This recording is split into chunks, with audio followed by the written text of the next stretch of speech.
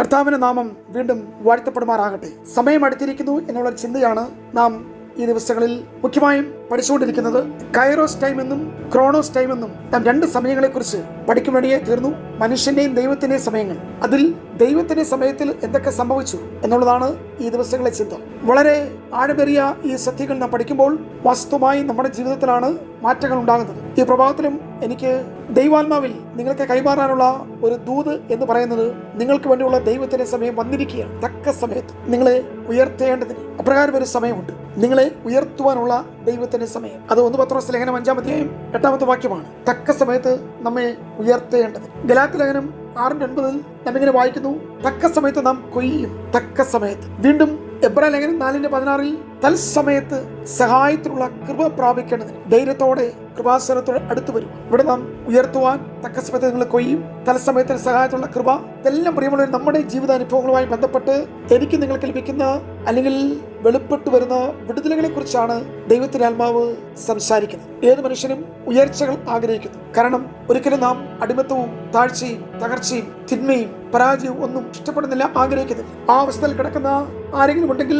നിങ്ങളും ഈ വചനം കേൾക്കുമ്പോൾ ഉയർത്തപ്പെടും, ഉണർത്തപ്പെടും, വിടുവിക്കപ്പെടും, നിങ്ങളുടെ സ്ഥിതി മാറും എന്ന് നിങ്ങൾ വിശ്വസിക്കുന്നെങ്കിൽ ഈ വചനം ഏറ്റുപറഞ്ഞാട്ടെ. യഹോവ തന്റെ ജനത്തിന്റെ സ്ഥിതി മാറ്റുമ്പോൾ സ്ഥിതിയെ മാറ്റുന്ന ഒരു ദൈവം. നാം ആരും നമ്മുടെ ഇന്നത്തെ അനുഭവങ്ങളിൽ തുടരുവാൻ ദൈവം ആഗ്രഹിക്കുന്നു. പലപ്പോഴും നമ്മളാണ് ഇത്രയും മതി, ഇത്രത്തോളം ആയാൽ മതി, ഇതുവരെ ഞാൻ വരികയുള്ളൂ, ഈ സംഭവിച്ചതൊക്കെ മാത്രമേ ജീവിതത്തിൽ നിലനിൽക്കുകയുള്ളൂ എന്ന് നമുക്കൊരു ധാരണ ഉണ്ടാകും. പക്ഷേ ഇന്ന് ഈ വചനം കേൾക്കുന്ന നിമിഷത്തിൽ തന്നെ നിങ്ങളുടെ സകല ധാരണകളെയും ചിന്താഗതികളെയും കണക്കുകൂട്ടലുകളെയും പ്ലാനിങ്ങിനെയും മാറ്റിമറിക്കുന്ന ഒരു ദൈവിക ഇടപെടൽ നിങ്ങളുടെ ജീവിതത്തിൽ ഉണ്ടാകും. പ്രിയമുള്ളവരെ, നിങ്ങൾ വാസ്തവമായ ദൈവത്തിന്റെ സമയത്തിലേക്ക് നിങ്ങൾ നടന്നു കയറുകയാണ്. പരാജയങ്ങളെ വിട്ട്, താഴ്ചകളെ വിട്ട്, തോൽവികളെ വിട്ട് ജയത്തിലേക്ക്, മഹത്വത്തിലേക്ക് നിങ്ങൾ ഓരോ ചുവടുകൾ വെച്ച് മുൻപോട്ട് വരികയാണ്. നമ്മുടെ ഇന്നലകളെ മറക്കാം. നാളുകളിൽ അത്ഭുതമായ ചില ദൈവപ്രവർത്തനത്തിന്റെ വഴികൾ ദൈവം നിങ്ങൾക്ക് വേണ്ടി ഒരുക്കുന്നു. ഇന്നത്തെ എന്റെ ചിന്ത രൂത്തിന്റെ പുസ്തകത്തിൽ നിന്നാണ്. നമുക്കൊരു കഥ പോലെ അതിലെ പ്രമേയം നമുക്കറിയാം. കേവലം 4 അധ്യായങ്ങൾ മാത്രമുള്ള ഈ പുസ്തകത്തിൽ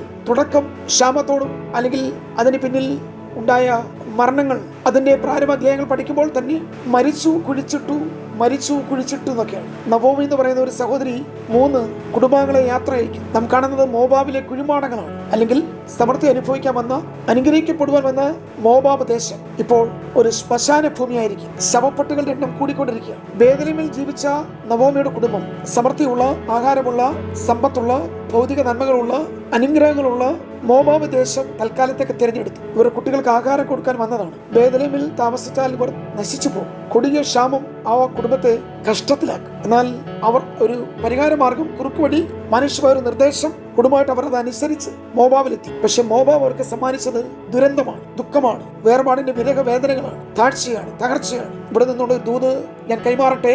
പെട്ടെന്നുള്ള തീരുമാനങ്ങളിൽ ചില സ്ഥലങ്ങള്, ചില സന്ദർഭങ്ങള്, ചില അവസരങ്ങള്, സാധ്യതകൾ എന്ന് തോന്നുന്ന ജീവിതാനുഭവങ്ങളൊക്കെ നിങ്ങൾക്ക് മെച്ചമായി, നന്മയായി, അനുഗ്രഹമായി ഒക്കെ തോന്നാമെങ്കിലും പിന്നത്തേതിൽ ആ സ്ഥലം നിങ്ങൾ കണ്ടെത്തിയത്, നിങ്ങൾ തിരഞ്ഞെടുത്തത്, നിങ്ങൾ എത്തിച്ചേർന്ന ആ സ്ഥലം നിങ്ങൾക്ക് അപകടമാകും, അത് അപായമാകും, അനർത്ഥമാകും. ആ ദേശം, ആ കുടുംബാംഗങ്ങൾക്ക് അവസാനമായിരിക്കും. പക്ഷെ എന്നിട്ടും ദൈവം അവസാനിപ്പിക്കുന്നില്ല. ദൈവിക പദ്ധതികൾ തുറന്നുകൊണ്ടേയിരിക്കുന്നു. രൂത്തിന്റെ പുസ്തകം മരിച്ചു കുഴിച്ചിട്ടുന്നാണെങ്കിൽ നവോമി വിട്ടുപോയ ബേഥലേമിലേക്ക് മടങ്ങി വന്നപ്പോൾ ഈ പുസ്തകം തിരിച്ച് അവസാനിക്കുന്നത് ജനിച്ചു ജനിപ്പിച്ചു എന്നാണ്. ജനനത്തോടുകൂടി അവസാനിക്കും. നിങ്ങൾ 4-ാം അധ്യായ അവസാനത്തെ വാക്യങ്ങളിലേക്ക് വരുമ്പോൾ നിരന്തരമായ ജനനങ്ങൾ, മരണത്തിന്റെ ഒരു സൂചനകളുമില്ല. ജനിച്ചു ജനിപ്പിച്ചു, വീണ്ടും ജനിച്ചു ജനിപ്പിച്ചു. ആരെയെല്ലാം കണ്ടു? ബോവസിനെ കണ്ടു, ഓബേദിനെ കണ്ടു, ഇശായിയെ കണ്ടു, ദാവീദിനെ കണ്ടു. അങ്ങനെ അങ്ങോട്ട് നോക്കിയാൽ ക്രിസ്തുവിനെ കാണും. ഇതാണ് ദൈവത്തിന്റെ പദ്ധതി. ഇവരുടെ ജീവിതത്തിന്റെ കാലചക്രത്തിൽ ക്ഷാമം ഉണ്ടായി, വാസ്തവമാണ്. പട്ടിണി ഉണ്ടാകാം, കഠിനമായ ക്ഷാമം വലിയ പ്രതിസന്ധിയിലേക്ക് കുടുംബങ്ങളെ കൊണ്ടുപോകാം. പക്ഷെ അതിന്റെ അർത്ഥം അബ്രഹാം ഓടിപ്പോയതുപോലും ഇസ്രായേലിലേക്ക് പോകാനാണോ? അല്ലെങ്കിൽ ക്ഷാമം എന്ന് പറഞ്ഞപ്പോൾ യാക്കോബിന്റെ തലമുറകളെല്ലാം ഫറവോന്റെ ദേശത്തേക്ക് ആഹാരത്തിലൂടെ വന്ന പോലെ ഇറങ്ങിപ്പോക്കാണോ പ്രതിവിധി? നവോമിയും തന്റെ ഭർത്താവും കുഞ്ഞുങ്ങളും അപ്പമുള്ള, ആഹാരമുള്ള, ആനന്ദമുള്ള മോബാബിനെ ആശ്രയിക്കുവാൻ അവർ കടന്നുപോയി. ഏറ്റവും അവസാനം അപ്പം കടിച്ച് ജീവിക്കേണ്ട ഈ കുട്ടികൾ ഈ മോബാബിൽ അസ്തമിച്ചു. പക്ഷെ ദൈവം അവിടെ നിർത്തുന്നില്ല. മോവാബിന്റെ പ്രതിനിധിയായിട്ടാണ് ഒരു സഹോദരി ബേഥലേമിലേക്ക് വരുന്നത്. രൂത്ത് ആ ദേശത്തിന്റെ, ശാപദേശത്തിന്റെ, ഇത്രയും ദുരന്തം സമ്മാനിച്ച ഈ ദേശത്തിന്റെ ഒരു പ്രതിനിധിയായിട്ട് ശാപത്തെ വിട്ട്, മോവാബിനെ വിട്ട്, ശവക്കുഴിയെ വിട്ട്, രൂത്ത് തന്റെ ദേവനെ വിട്ട്, ഐതിഹ്യം വിട്ട്, സംസ്കാരം വിട്ട്, ആ ദേശത്തിലെ ബന്ധുക്കളെയും ചർച്ചക്കാരെല്ലാം വിട്ട് നിന്റെ ദൈവം എന്ന കൺസെപ്റ്റ് നവോമിയുടെ പിന്നാലെ ഇറങ്ങിത്തിരിക്കുകയാണ്. പക്ഷെ അവൾ വന്നു കയറുന്നത് ഒരു കൈറോസിലേക്ക്. ക്രോണോസിലാണ് ഇതെല്ലാം സംഭവിച്ചത്. പക്ഷെ അവൾ വന്നു കയറുന്നത് ദൈവിക പദ്ധതിയിലേക്ക്, അവളെ കുറിച്ചുള്ള അത്യന്തികമായ ദൈവത്തിന്റെ വാഗ്ദത്തങ്ങളിലേക്ക്, പ്രോമിസിലേക്ക്, ഒരു വലിയ പ്രവചന ദൂതന്റെ നിവൃത്തി ഉണ്ടാവുവാൻ. ശാപത്തെ വിട്ട് അനുഗ്രഹത്തിലേക്ക് അവൾ പ്രവേശിക്കും. മരണം വിട്ട് ജീവനിലേക്ക് അവൾ പ്രവേശിക്കും. മാറായി വിട്ട് അവൾ മധുരമാതിലേക്ക് അവൾ എത്തിച്ചേരും. തിന്മ വിട്ട് നന്മയിലേക്ക് അവൾ പ്രയാണം ചെയ്യും. കണ്ടതും കേട്ടതും അനുഭവിച്ച എല്ലാം ദുഃഖവും നിരാശയും തോൽവിയും കണ്ണുനീരും വേർപാടും ആകുലതകളും മാനസിക സംഘർഷങ്ങളൊക്കെ ഒക്കെയാണ്. പക്ഷെ എത്തിച്ചേരുന്നത് കൊയ്ത്തിലേക്കാണ്, ആനന്ദത്തിലേക്കാണ്, വീണ്ടെടുപ്പുകാരന്റെ അരികിലേക്കാണ്, വയലിലേക്കാണ്. അളന്നു മേടിക്കുവാനാണ്, സന്തോഷത്തിലേക്ക് പ്രവേശിക്കാനാണ്, ഇനി അളന്നു കൊടുക്കുവാനാണ്.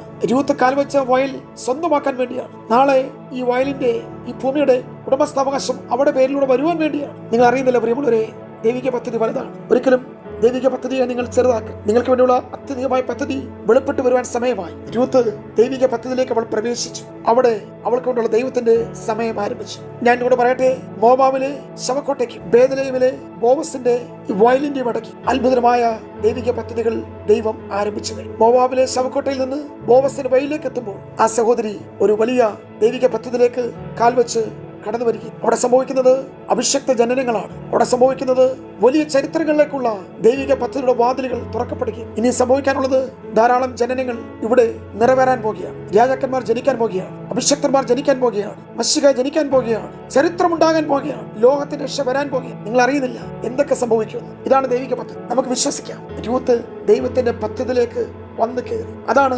ക്രോണോസ്. അവിടെ ക്രോണോസിൽ അവൾക്ക് ജീവിക്കാം. രൂത്ത് കൈറോസിലേക്ക് വന്നു കയറി. എന്നാണ് രൂത്തിന്റെ ക്രോണോസ്? അവളുടെ ദേശത്ത്, അവളുടെ ശാപത്തിൽ ജീവിതം മൊത്തം കരഞ്ഞുകൊണ്ട് അവളുടെ ദൈവത്തിന്റെ അടുക്കൽ ആ ആരാധനയിൽ, അവിടെ ഈ ആരാധനയും അവിടെ സംതൃപ്തയായി ജീവിക്കാം. പക്ഷേ അവൾ കേട്ടതെല്ലാം നിരാശയുടെ, ദുഃഖത്തിന്റെയും വീഴ്ചയുടെ ഒക്കെ കാര്യങ്ങളാണെങ്കിലും പക്ഷെ അതെല്ലാം വിട്ട് അനുഗ്രഹത്തിലേക്ക് അവൾ പ്രവേശിച്ചു. അതാണ് അവിടെ കൈറോസ്. ദൈവം നമ്മെ സഹായിക്കും.